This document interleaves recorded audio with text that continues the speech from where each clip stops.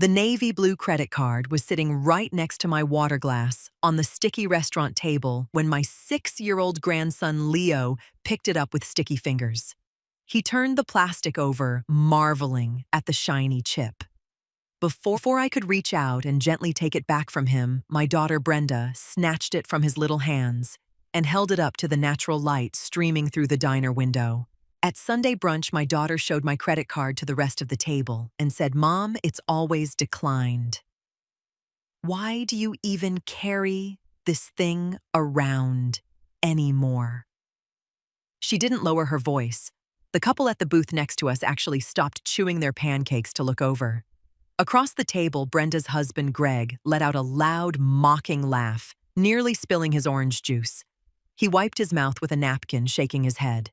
"Yeah," Judith Gregg chuckled, leaning back in his creaky wooden chair. "Maybe you should switch to cash. It saves the waitresses a lot of hassle when they don't have to run a dead piece of plastic 3 times." I looked at Brenda. She was smiling, soaking in the attention, holding my card up like it was a cheap comedy prop. She didn't look apologetic.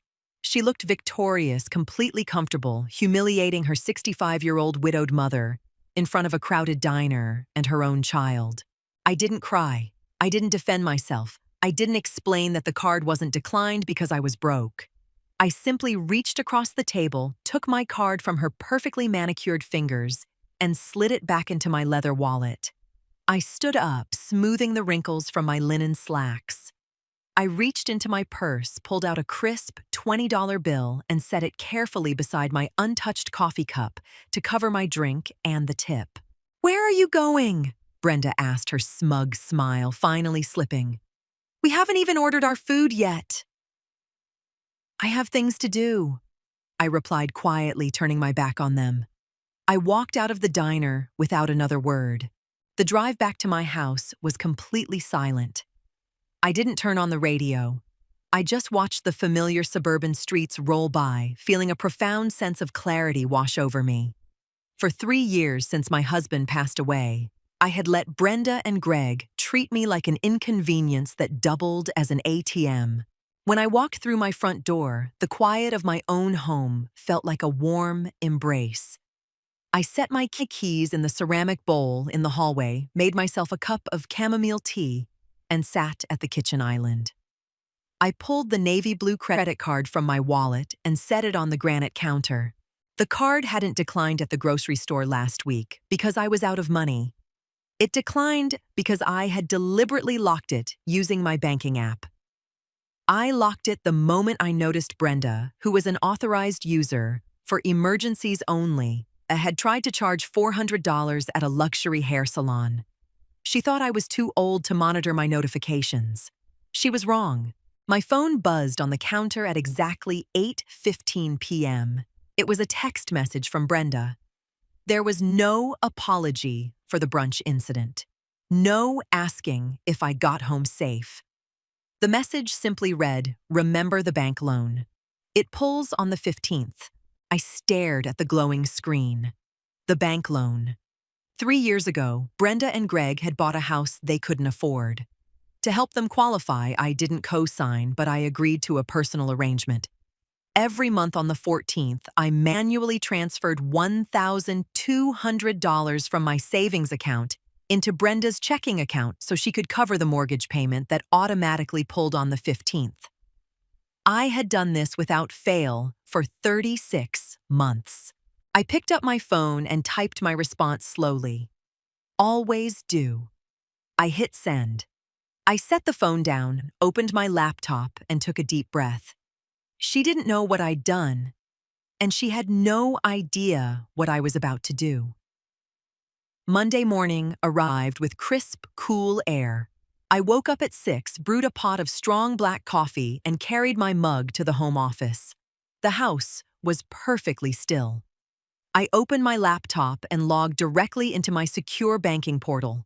First, I navigated to the recurring transfers page. There it was, the scheduled transaction for $1,200, set to move to Brenda's external checking account tomorrow the 14th.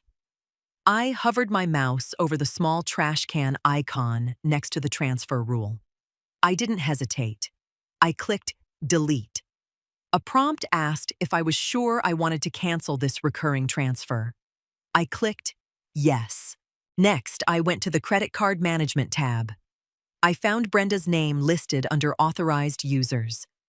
With 2 simple clicks, her access was permanently revoked. But I didn't stop there. Clarity is a funny thing.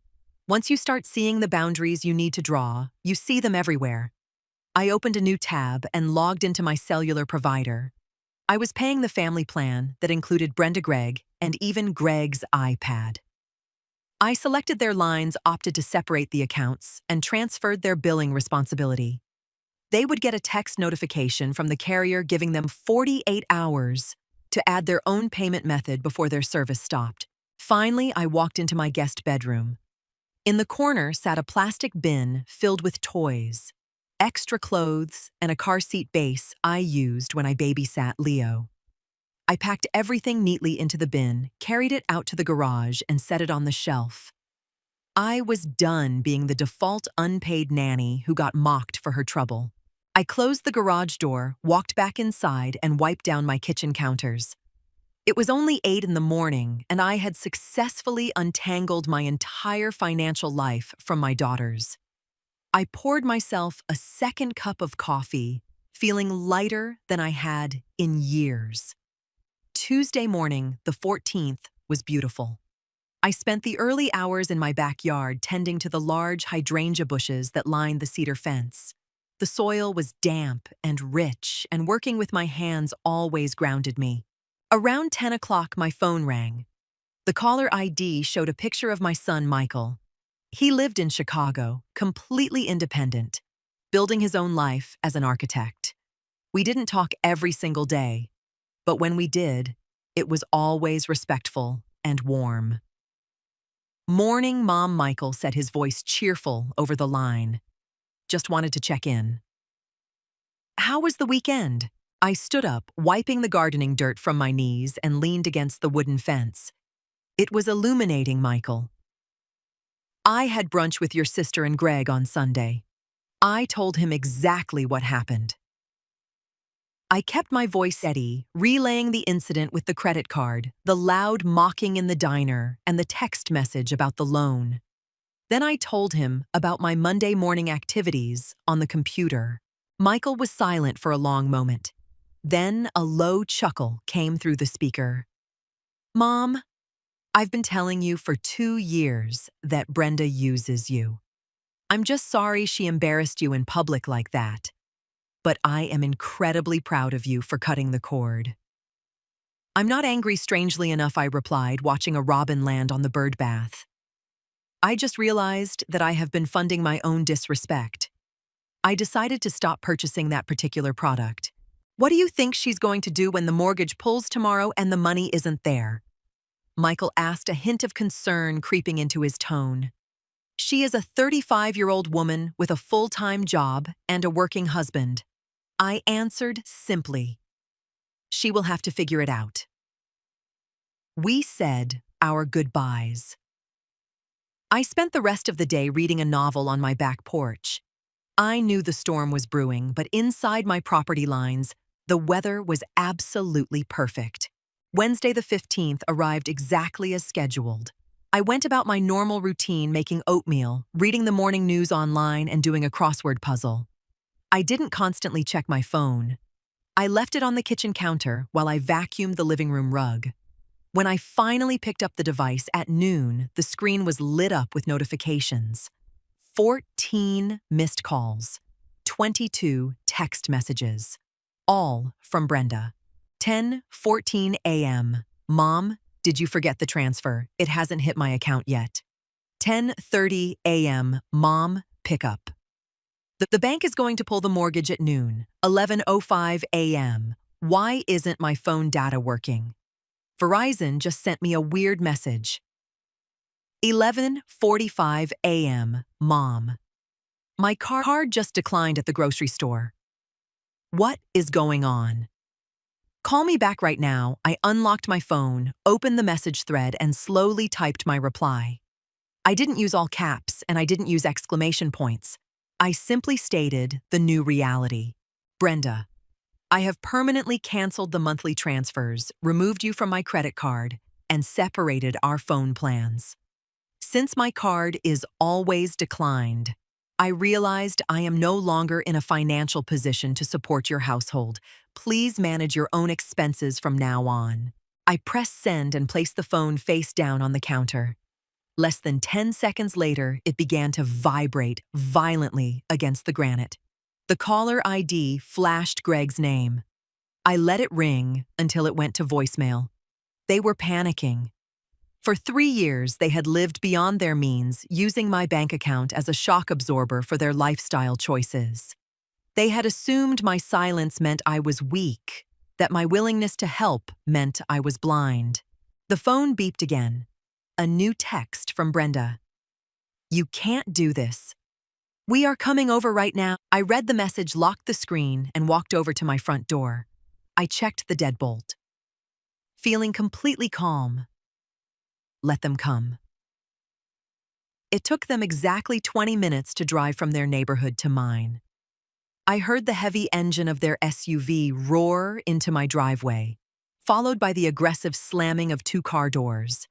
Heavy footsteps marched up my front walkway.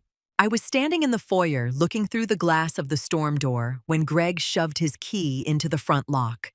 He turned it hard, expecting the door to swing open. It didn't budge. He jiggled it, cursed under his breath, and tried again. I had hired a local locksmith to change all the exterior locks 3 weeks ago, right after I noticed some of my expensive gardening equipment had mysteriously disappeared from my garage, only to show up in Greg's backyard. Brenda banged her fist against the thick glass of the storm door. Mom, open the door. Why isn't Greg's key working? I unlocked the wooden inner door, but kept the heavy glass storm door locked between us. I stood in the entryway, hands resting casually in the pockets of my cardigan. The locks were changed, Brenda, I said clearly through the screen vent. You no longer have open access to my home. Are you insane? Greg shouted, stepping forward so his face was inches from the glass. You missed the transfer. Our account is overdrawn. You need to fix this right now. I didn't miss anything. Greg, I replied, my voice steady and completely devoid of emotion. I canceled the arrangement. You two made it very clear at brunch that you view my financial situation as a joke. I am simply removing myself from the punchline. Brenda looked furious, her face flushed red. You're throwing a tantrum over a joke. We have bills, Mom. You promised to help us with the house. I helped you for 36 months, I corrected her. A temporary boost became a permanent crutch. I am done. You both work. Adjust your budget. Greg sneered, crossing his arms over his chest. Fine. Cut us off. But if you're going to play this game, you can forget about using the SUV. We're keeping it. I looked at him, feeling a small, genuine smile touch the corners of my mouth. The SUV sitting in my driveway, the one Greg and Brenda drove everywhere, the one they parked in their garage and treated as their primary family vehicle, was not theirs. 2 years ago, when their old sedan broke down, I bought that dark gray SUV. I paid for it in cash. The title was in my safe, printed strictly in my name. I paid the annual registration. I paid the monthly insurance premiums. I simply allowed them to use it because it was safer for my grandson to ride in. You're keeping the SUV, Greg? I asked softly through the screen door. Damn right, he snapped, pulling the primary key fob from his pocket and dangling it aggressively. If you aren't going to help this family, you don't get the perks of this family. I didn't argue.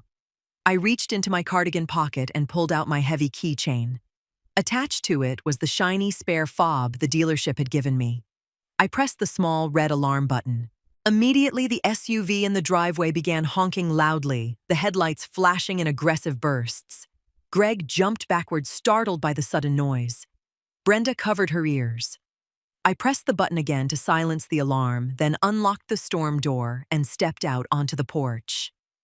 The title of that vehicle is in my name. Greg, I said, walking past them down the porch steps. The insurance is in my name. It is my property. Mom, you can't be serious, Brenda stammered, trailing behind me as I walked toward the driver's side. How are we supposed to get to work? How is Leo supposed to get to soccer? You will have to use Greg's commuter car, I said, opening the driver's door and sliding into the leather seat. I held out my hand through the open window. Hand me the primary key, Greg.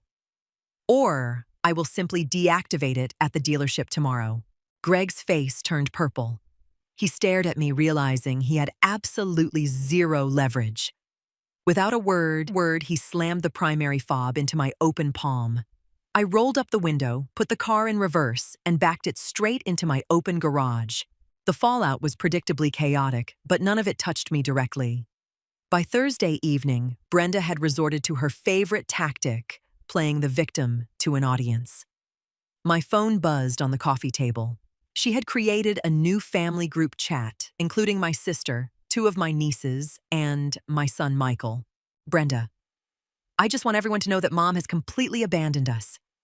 She took away our only safe family car and cut off all our support without warning because of a silly misunderstanding at brunch.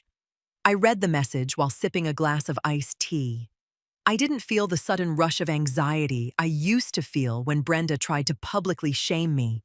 I just felt tired of the performance. Aunt Sarah, my sister Judith, is this true? What is going on? We are family. Niece, Emily, oh me, Brenda. I'm so sorry. Before anyone else could chime in, my son Michael replied. Michael, Brenda, you humiliated Mom in public about her credit card while she was literally paying your mortgage every month. She took back the car she owns and pays for. Grow up and pay your own bills. The chat went completely dead. Nobody typed a single word for 5 minutes. Brenda was exposed. The narrative she was trying to spin had hit a brick wall of facts. I didn't type a defense. I didn't jump in to argue or explain my side of the story. Engaging would only give Brenda the drama she craved. Instead, I tapped the settings icon in the top right corner of the chat screen, scrolled to the bottom, and pressed Leave Conversation. I set my phone down, walked into the kitchen, and started preparing a quiet dinner for myself. I baked a piece of salmon and roasted some asparagus. The house was silent, peaceful, and entirely mine. The SUV was safely locked in my garage. For the first time in years, I wasn't waiting for the next financial crisis to solve. It took exactly 12 days for the anger to turn into desperation. It was a Monday evening when my phone rang. I didn't recognize the number, so I answered it cautiously. Mom, it's me. It was Brenda. She sounded exhausted. Her voice lacked the sharp, entitled edge it usually carried. Hello, Brenda, I said, neutrally, continuing to wipe down my kitchen counters. I had to borrow a coworker's phone because my data is throttled, she mumbled. She paused, waiting for me to jump in and offer to fix it. I stayed, completely silent. Look, Mom. Things have been really hard. The late fees on the mortgage are piling up. Greg's car broke down yesterday, and we had to pay for a tow. We really need the SUV back. I'm sorry to hear you're having a difficult week, I replied evenly. Mom, please, she said, her voice cracking slightly. I'm sorry about the brunch, okay? It was a stupid joke. I shouldn't have done it. Can we just go back to normal? Can you just transfer the money for this month so we don't get a penalty? I stopped wiping the counter. I leaned against the sink, looking out the window at my garden. Brenda, an apology only matters if it comes with respect. You aren't sorry you disrespected me. You are sorry you lost your funding. That's not true, she protested loudly. It is true, I said firmly. And normal is never happening again. I am your mother, not your bank. I love you, but I will not continue to be treated as a lesser person in my own family while paying for the privilege. You and Greg need to figure out your finances. You're really going to let us drown, she whispered. You aren't drowning, Brenda. You are just finally learning how to swim."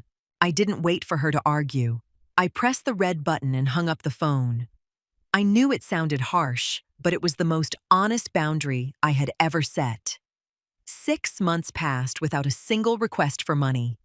The silence from Brenda's side of the family was deafening at first, but it quickly became the most peaceful period of my life. I didn't sit around waiting for her to change. I took the $1,200 I had been giving her every month and redirected it into a travel fund. By October, the air had turned crisp, and I was zipping up a suitcase in my bedroom, preparing for a 2-week guided tour of the Italian countryside, a trip I had delayed taking for years, because Brenda always had an emergency that required my attention and my wallet. Michael called me while I was waiting for my airport taxi. "Have you heard the news?" he asked, a smile evident in his voice. Brenda and Greg sold their house. They downsized to a townhouse closer to Greg's office so they could share his commuter car. I looked out my front window, watching the yellow taxi pull into my driveway. "Good for them," I said, honestly. "That sounds like a very responsible financial decision." "She actually asked about you," Michael added. "She didn't ask for money, just asked how you were doing." "Tell her I am doing wonderfully," I replied, grabbing the handle of my suitcase. And it was the absolute truth. There was no grand reunion, no tearful hugs, and no magical realization that fixed everything overnight. Real life really works that way. But there was a newfound respect born from consequence. I walked out the front door, locking the new deadbolt securely behind me. I climbed into the back of the taxi, watching my quiet, paid-off house fade into the distance. A declined credit card isn't embarrassing when you know your worth, and walking away from disrespect is the wealthiest move a person can make. I leaned back against the seat, closed my eyes, and smiled. I was finally free.